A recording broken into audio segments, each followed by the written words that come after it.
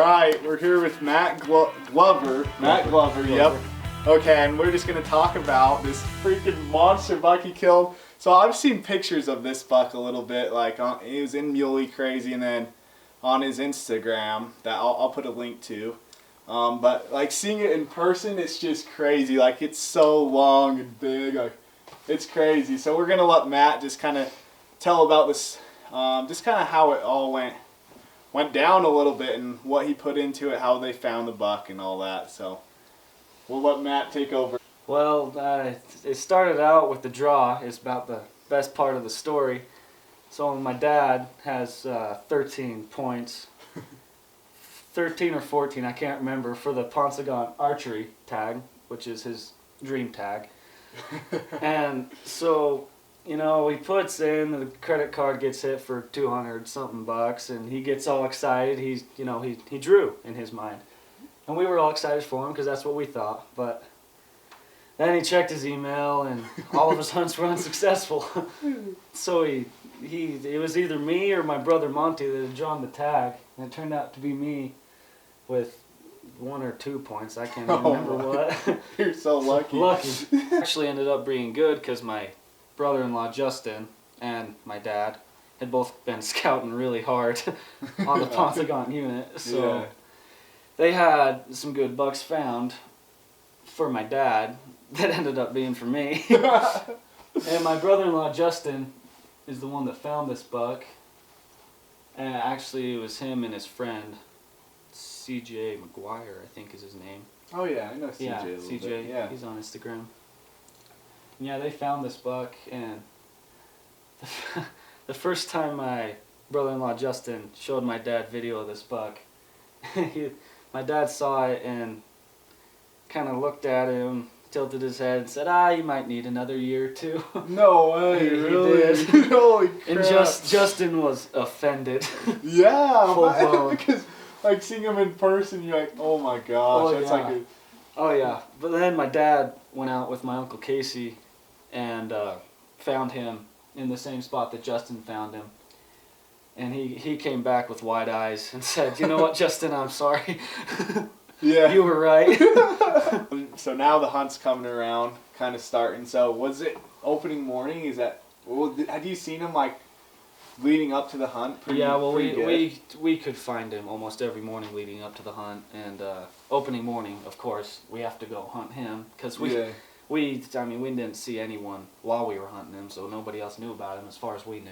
Yeah. And so opening morning, we found him in the flat that we knew he lived, and we were across the road, glassing a ways away, and we spotted him with like 7 other bucks. And, oh, really? And a doe, strangely.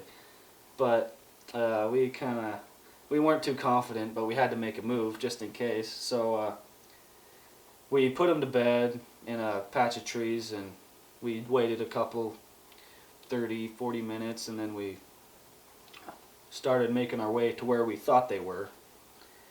And so we got to a place where we thought they were going to walk when they changed beds, and then nothing ever happened for like 2 or 3 hours. Yeah. So we were like, all right, we better go make a move. So we went up around them to try and get good wind, and right as we were coming down to where we thought they were, I spotted a decent, it was actually maybe 190 4-point. Oh, really? That was with him, that we knew was with him. Like that was one of those 7 bucks? Yeah, it was one of the 7 bucks, and I looked at him right when he looked at me, and he got up and... How far was he? Was he pretty out. Close? He was maybe 40, 50 yards. Oh, okay, so he's within range. So we had snuck up, but we didn't know we had. Yeah. So he saw me and busted, and then everything just kind of erupted around us, and we never saw him after that day. After that, I had football almost every day, pretty much. I think I killed him on the 3rd day of the hunt, which I had football that day, and my dad is the defensive coach, so he opted us out early. Pretty good for me. Yeah, that works.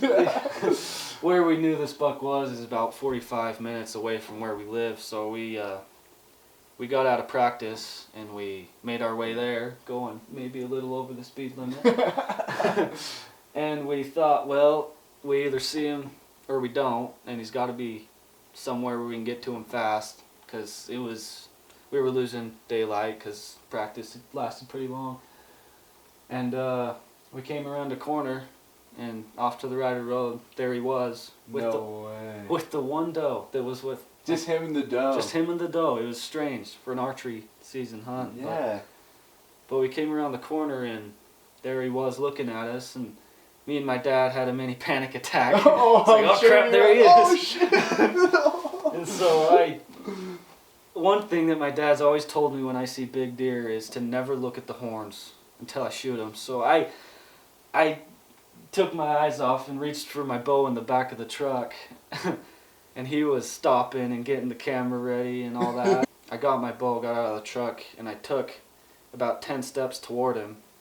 And he was nervous, but he wasn't nervous enough to run away or anything. Yeah. 50 yards. My dad was 10 yards behind me, ranged him in, said 50 yards, so I You smacked him? put my 50-yard pin on him and shot him. Dude, that's sweet. And then did he go right down? Well, pretty much?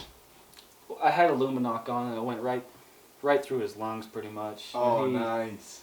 There's a little dip, so he was up on this hill, and then there's a little dip, and he went up this other hill, and he almost got to the top, and we were kind of looking at each other like, I thought I hit him good, because he didn't seem too hurt, but then he kind of stopped and just put his head down and then laid down and then just rolled down the hill. And no way, so you watched him die? We watched him die. Crap.